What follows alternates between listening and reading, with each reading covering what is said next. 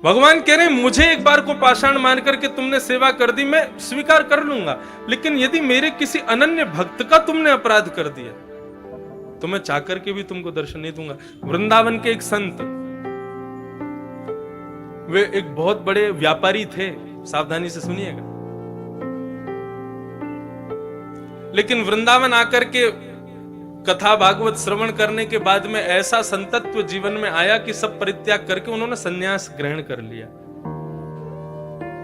एक महात्मा जी से दीक्षा ले ली, महात्मा ने उनको सुंदर गुरु मंत्र प्रदान किया और कहा कि इस मंत्र की निष्ठा मान करके, इस मंत्र को ही योगेश्वर कृष्ण का स्वरूप मान करके इस पर पूर्ण विश्वास के साथ इसका जप करो। ठीक है। और जैसी गुरु जी की आज्ञा थी, पहले जमुना स्नान, फिर रज को माथे से लगा करके, रज को अपने 12 अंगों में लगा करके फिर मंत्र का स्मरण करना। ठीक है, सावधानी से सुनना। संत गए, पहले तो यमुना में डुबकी लगाई, डुबकी लगा करके ब्रज रज को अपने पूरे तन पर लगा करके और गुरु तारक मंत्र का जैसे ही स्मरण करने लगे तो एक बार में ही एक मंत्र का जाप करते ही, नेत्र बंद करते ही उनको श्री लाडली जी और श्री ठाकुर जी का दर्शन होने लगा। ये एक बार नहीं हुआ है। हमारे गुरुदेव, हम जिस परंपरा से हैं, जिस प्रकार पुष्टि मार्ग के मुख्य प्रणेता श्री वल्लभाचार्य जी हैं, ऐसे हमारे श्री संप्रदाय के मुख्य जो आचार्य हैं वे हैं अनंत श्री विभूषित भाष्यकार स्वामी श्री रामानुज भगवान शेषावतार।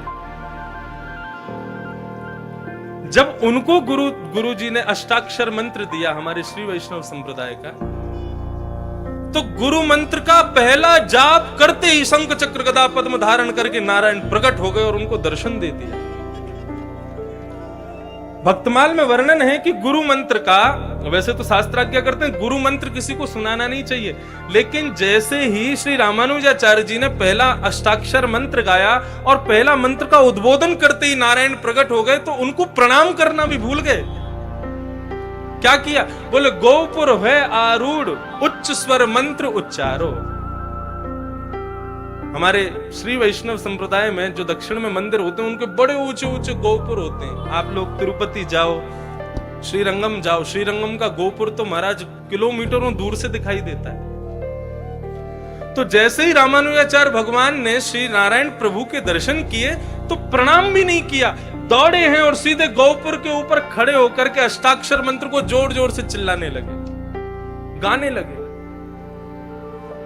आचार्यों ने कहा, बोले अपराध कर रहे हो, गुरु मंत्र को खुले में गा रहे हो। तो रामानुजाचार्य जी कह रहे हैं, जिस मंत्र का एक बार उच्चारण करने से नारायण दर्शन दे दे, ऐसे मंत्र को गुप्त नहीं रखूंगा मैं तो सबको सुना दूंगा ताकि सबको दर्शन हो जाए। कैसा भाव रामानुजाचार्य जी का। अभी दिसंबर में पूज्य मलुक पीठ वाले महाराज जी ने भक्तमाल की कथा अपने निवास पर गुरुदेव के स्मृति में की, तब उन्होंने श्री रामानुजाचार्य जी के प्रसंग में ये भाव सुनाया। मन को इतना भाया कि आज तक कम से कम नहीं तो ज्यादा से ज्यादा नहीं तो 10-12 हजार मालाएं तो अष्टाक्षर मंत्र की कर ली होंगी, लेकिन हमको दर्शन नहीं हुए। तो वे क्या कह रहे हैं? बोले कि इतने विश्वास से गुरु मंत्र का उन्होंने उच्चारण किया कि नारायण एक बार में ही प्रकट हो गए। गुरु मंत्र में इतनी सामर्थ्य। तो वृंदावन के उस भक्त को गुरु तारक मंत्र दिया, वो कहा इसका जाप करो। यमुना जी स्नान करके ब्रजरज तन से लपेट करके जैसे ही वे आंख बंद मूंद करके बैठे तो श्री लाडली जी और किशोरी जी और लाल जी दोनों प्रकट हो गए और दोनों दर्शन देने लगे। और केवल दर्शन नहीं, लीला का दर्शन कराते थे उनको, और वो बैठे बैठे वहीं पर लीला का दर्शन करते थे। आज ठाकुर जी मान कर गए हैं, आज ठकुरानी मान कर गई हैं, यहाँ ठाकुर जी ठकुरानी को मना रहे हैं, आज ठाकुर जी को ठकुरानी मना रहे, ऐसा दर्शन उनको होता।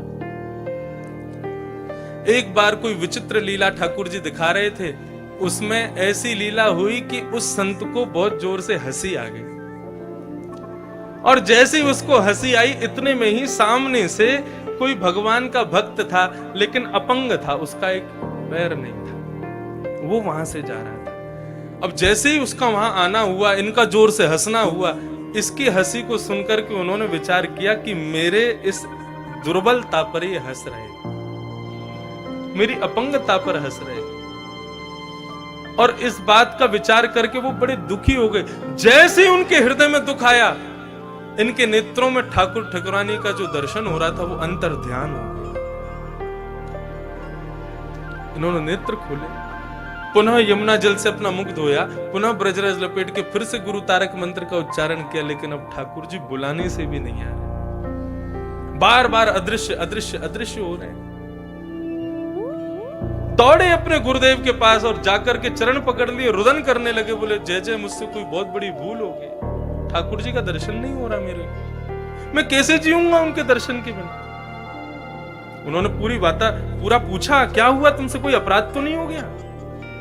बोले मैं अपराध कहां कर सकता हूं प्रभु।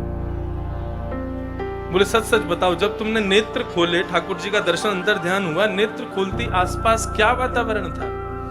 बोले वातावरण तो कुछ नहीं था, लेकिन हाँ एक थोड़ी सी दूर पर मैंने एक महात्मा को जाते हुए, भक्त को जाते हुए देखा। बोले वो भक्त कैसा था? बोले एक पांव नहीं था उनका। गुरु समझ गए।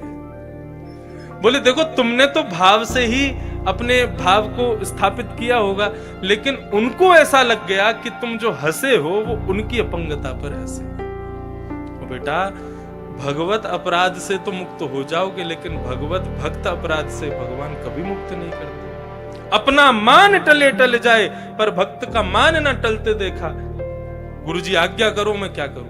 बोले वृंदावन में जितने भी साधक महापुरुष हैं सबका भंडारा कराओ और सबको दक्षिणा दे करके, सबके चरणों में दंडवत प्रणाम करके सबसे क्षमा मांगो। जिससे तुमने अपराध नहीं भी किया उससे भी क्षमा मांगो। क्षमा में इतनी सामर्थ्य है कि ठाकुर जी पुनः प्रकट होकर दर्शन दे देंगे। उन्होंने वही किया, सबको प्रणाम किया, सबको। बंधुओं क्षमा, हमारे पूज्य नाना जी क्षमा का इतना सुंदर भाव बताते थे।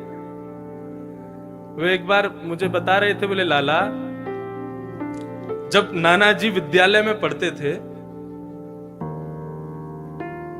तो बता रहे थे, बोले मैं छोटा सा था और नाना जी की माता जी, हमारी पर नानी हुई, नाना की माता जी, तो पर नानी ऐसी कुछ भाव रहा होगा। तो नाना जी की माता जी बीमार हो गई, तो नाना जी के मामा जी ने आकर के गुरुदेव को बताया, बोले कि एक किशन लाल की माता जी बीमार हो गई हैं गुरुजी, लेकिन हम पर इतना धन नहीं है, क्या करें कैसे करें, आप बस प्रार्थना करो ठाकुर जी से वो जल्दी स्वस्थ हो जाए। नाना जी बोले लाला मैं इतना विचलित है गयो, इतना दुखी है गयो कि क्या करूं। तभी बोले हमारे गुरुकुल में एक संत रहते थे, उनके चरणों में जाकर के मैंने प्रणाम करके ये भाव बताया।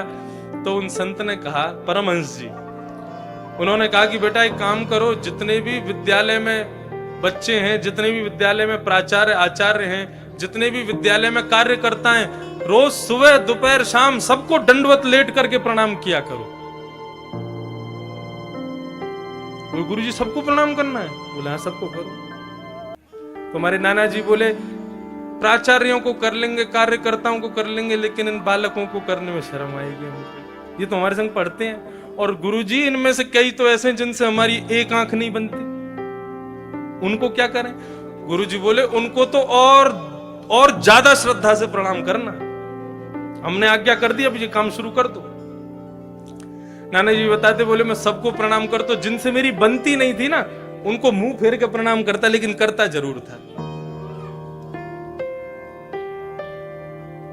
हाँ कल मेरी गुरुजी से शिकायत कर दी याने, या से कैसे बन जाएगी, लेकिन फिर भी बोले मैं उसके पास जाता, पांव छू करके लेट करके प्रणाम करता, और वो मजाक उड़ाता, हाँ ये हुई ना बात, ऐसे ही लेट के प्रणाम किया करो। वो मुझे और चेताते थे, लेकिन एक संत की आज्ञा हो गई, मैंने प्रणाम छोड़ा नहीं, सबको प्रणाम करता, लेट लेट के प्रणाम करता। बोले लाला एक दिन, 2 दिन, 3 दिन बीत गए, चौथे दिन से जो मुझसे ईर्ष्या करते थे ना, उनके हृदय में भी ऐसी दया आ गई कि जब मैं प्रणाम करता तो वो भी हाथ उठा, अरे भैया बस अब तू, क्योंकि सुबह भी करते, शाम को भी करते, दोपहर में भी करते, रात में सोने से पहले भी करते। बोले पूरा विद्यालय इतने करुणा भाव से मुझको देखने लगा, सब इतने प्रेम से भाव से सब कृपा करने लगे। बोले 4 दिन बाद हमारे मामा लौट के आए और गुरुजी से बोले, गुरुजी आपने बड़ी कृपा की, आपने प्रार्थना की, ठाकुर जी ने सुन ली, किशनलाल की माताजी अब बिल्कुल स्वस्थ हो गई हैं, बिल्कुल ठीक हैं, अब कोई दिक्कत नहीं। तो नाना जी कहते कि क्षमा में इतनी सामर्थ्य है। उन लोगों ने मुझे क्षमा कर दिया और मेरे प्रणाम करने से मैंने उनको क्षमा कर दिया। क्षमा के भाव से इतना बड़ा प्रभाव। क्षमा बड़ेन को चाहिए।